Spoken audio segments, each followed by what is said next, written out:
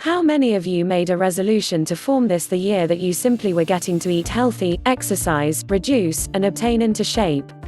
Okay, now let me ask, what percentage have given up? I was an overweight teenager who slimmed down naturally when puberty's vile clutches finally loosed their grasp on me at what appeared like the age of 21. By vile clutches, I'm not really saying puberty may be a bad thing, but if you describe the method of the blossoming you went through as a teenager in vague terms, it might make a cool plot for a horror movie. You know, sprouting hair, oozing boils, urges to try to things that made you go EEW the day before. Oh, wait, let me revisit on target. Albeit I did not have any serious weight problems, after the aforementioned period of adolescence, I wasn't within the better of shape, and getting to college and having to measure on my very own with all my time going towards studies, classes, and work, and having the ability to only afford cheap processed junk foods to eat, I used to be left in awful shape. I used to be flabby, inflexible, had poor endurance, and was very physically weak. And once I tried to exercise, bad things ensued. Let me ask you this. Did you awaken January 2nd because you were naturally hungover on January 1st, attend the loading bench and set of barbells in your basement, or the gym, and undertake a 1 to 2 hour lift and grunt session once you hadn't figured out in months, or maybe years, or maybe ever? How did you feeling the subsequent day? You wished you were dead, didn't you? I feel you because I have been there many a time. I might compute for an hour or two, going at what I assumed was an inexpensive, not too difficult level, but the day after I might be so sore and in such a lot pain, I could barely get out of bed, and therefore the soreness would last, sometimes for up to every week after. Needless to mention, I wasn't very wanting to duplicate this process again, but a couple of months later, I might repeat it everywhere. And this was the subsequent programs designed specifically for people that were beginners or out of shape. The problem with many of those books and programs is that they were designed by men and ladies who are well-conditioned athletes since they were in junior high school, who got their degrees in personal training, or sports science, and who has basically never been out of shape each day in their life and haven't any idea of what being sore the day after a workout is like. One incident stands proud particularly well in my mind. I had read Body for All Times by Bill Phillips. It had been chock-filled with success stories from people that were very overweight, out of shape, unhealthy, what have you ever, and their 12-week before and after photos were unbelievable. So, I made a decision to follow the program, and on my first day, I attempted to follow the essential weightlifting program that the book laid out. Well, I could not even finish the workout designed for the beginners. It might begin with the primary set of the exercise as primarily a warm-up set, with a high number of reps and a light weight to medium weight. Then you probably did another set, with fewer reps and more weight. Then you probably did another set with even more weight, then another, adding more weight each set until you completed 5 sets of the exercise, not including the warm-up. I was too fatigued to travel on after the 3rd exercise. And therefore the next day, my arms were so sore, stiff, and painful that it seriously, literally, and everyone kind of other words to mention I'm not lying or exaggerating, took 2 minutes to straighten my elbows. How many of you've got done this? Keep abandoning, because it doesn't feel worthwhile, but try again after a short time and find yourself doing an equivalent thing over and over again. The real key to taking charge of your health for the higher lies in these 2 words. You do not need a pen and paper handy, because you hear all of them the time. The important key lies in baby steps. It is the small belongings you can do for your health which will make the most important difference. And no, it's going to appear to be they will not offer you the fastest result, but believe it this way, what is going on to urge you in shape faster? Walking short distances rather than driving, and cutting cookies and food out of your diet and doing this a day because it's something you'll do? Or is it hitting the weights hard with a replacement program, then being too sore to maneuver subsequent day, giving up, and eating a slice of cake and not repeating the method for 3 or 4 months, or maybe longer? Makes tons of sense, doesn't it? Once you achieve the fitness level required to try 2 hard workouts, then you'll do them without discouragement. But here's an inventory of the tiny belongings you can neutralize the meantime, which will make the most important differences in your fitness within the end. Drink more water. Anyone can tell you this, but it's true. I used to be reading a piece of writing once in fashion magazine geared toward teenage girls, don't ask why, that said that this was an outdated rule, and with the number of bottled drinks and occasional beverages we drink each day, it's really not necessary. I could not help but tease this statement because, for one thing, coffee may be a diuretic, and takes more water out of your body than it puts in. Attempt to get in a minimum of 8, preferably more, cups, as in 8 ounces, each day of pure water. And for each amount of coffee, tea, or soda, drink an equal-sized amount of water. Most of the people today are walking around in some state of dehydration, and dehydration is really a serious explanation for headaches, muscle stiffness and soreness, poor digestion, and a variety of other problems. And it's really not that tough to urge 2 quarts of water during a day. Drink 2 cups at breakfast, 2 at lunch, 2 with dinner, and spread the remaining 2 out during the day. Your body actually loves water, and albeit you'll not crave it, your body does and can drink it. Cut back on, or hand over soda. Yup, I said it. If you drink 1 cup, as in 8 ounces, not 1 mega thirsty quencher bucket from the convenience store, of soda each day, that adds up to a 10-pound weight gain during a year. Now, what percentage ounces do this movies or gasoline station sized cups run? Oh, between 44 to 64 ounces. What percentage of these does one drink a day? Now, I'm not saying hand over entirely, because sometimes a pleasantly crisp, refreshing cola hits the spot. That is what a cheat day is for, and I'll talk more about those a touch later, except, for now, reflect that soda tidbit.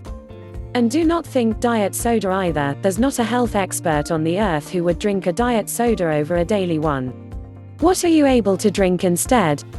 There's water, 100% fruit crush. There are often more calories than soda in 100% juice, but the advantages of drinking it far outweigh the calorie count. Unlike soda and tea, hot or iced, avoid the bottled teas because they typically contain many syrups and other refined sugars. Skip the Starbucks. A number of you gasp. When most people think mocha, they're brooding about coffee. Well, a mocha is essentially cocoa with espresso in it, that is the truth of the matter. And the way many of those do people drink each day, to not mention how big. Your 20-ounce mocha or latte contains 16 or more grams of fat from the entire milk, which is what you're getting if you do not specify non-fat, plus the extra fats and sugars from the chocolate sauces and syrups. To not mention what proportion water the concentrated espresso flushes out of your body.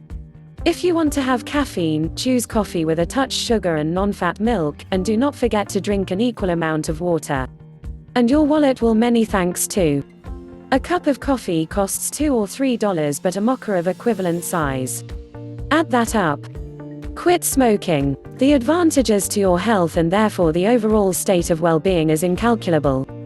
I'm not getting to tell you ways to quit, because there are some ways to try to do it, starting with simply not buying cigarettes, but I digress. Here's how quitting smoking will tie into other aspects of your health. You'll find that your lung capacity improves and your breathing becomes easier, resulting in more endurance for exercise.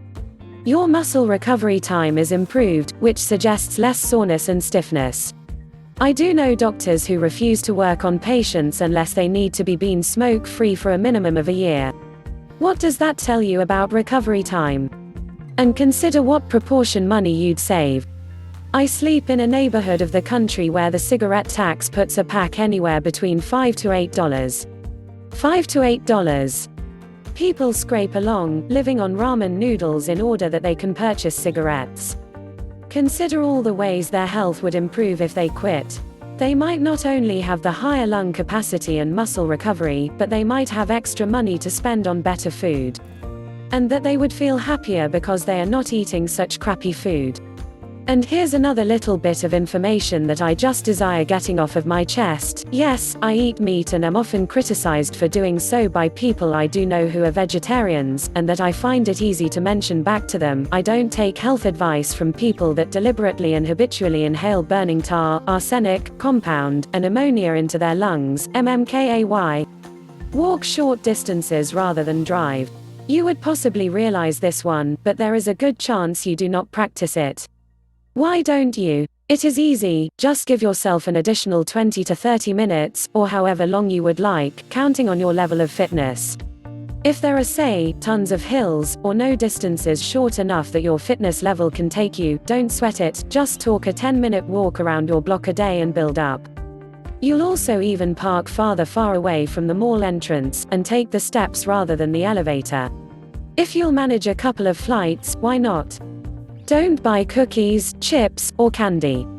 If you skip the inner aisles at the grocery, where the heavily processed foods are often located, and stick with the outer, where fresher, less processed foods are kept, you would possibly end up buying healthier food. And if you do not buy unhealthy junk foods, you will not have them in your house to tempt you. Get quite the daily recommended servings of fruits and vegetables. The USDA guidelines recommend 5 a day, and that I know you see the posters plastered everywhere at the grocery once you shopping.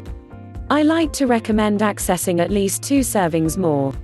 And you ought to be selecting produce during a fresh or minimally processed state. For those of you who have a problem with the expense of shopping for fresh produce, you'll buy canned and even frozen fruits and vegetables provided they're packed in their own juices with no added salts, sugars, and minimal or no preservatives. Now, I'm not a vegetarian, and a few of you'll not be either, but the advantages of fresh produce are outstanding. Every few weeks, I'm going on a 3-day fast where I eat nothing but fruit, no vegetables, and much of it. The natural acids, sugars, antioxidants, and phytonutrients cleanse and purify your whole system, and by the time the 3rd day is over, you are feeling clean, refreshed, and rejuvenated, even though you'd kill for a cheeseburger. It is a great jump start for any weight loss program. Quit drinking. Now, I do enjoy a pleasant scotch, so you recognize I'm not moralizing here. Alcohol contains tons, and that I mean, a lot, of calories. Round of liquor, which is 1.5 ounces, can contain between 90 to 150 calories counting on the proof. Whether it's whiskey, vodka, or gin doesn't change the quantity much, but proof does. And 12 ounces of beer can contain between 130 to 200 calories. Not that you simply drink the maximum amount of alcohol as you are doing soda, and if you are doing, you're reading the incorrect article, but 8 ounces of liquor contains something like 400 calories. To not mention the damage to your liver. Take up a fun, active hobby. This might be somewhat limited by your current level of fitness, but do what you'll. Take a yoga class, or martial arts lessons, or fencing, or hiking, if you'll manage it. Basically, the purpose is to undertake an active activity, sort of a sport, exercise, or dance class that you simply have always wanted to try to, or maybe just have an interest in. This might be tons for your body to handle, and you'll desire you've got when you have been sore within the past, but it is a lot more fun than lifting weights within the basement, and these are often awesome sorts of exercise and how to fitness in themselves, without having to use weights or anything strictly workout within the future. And you'll find that you simply absolutely like it and develop a true passion for it.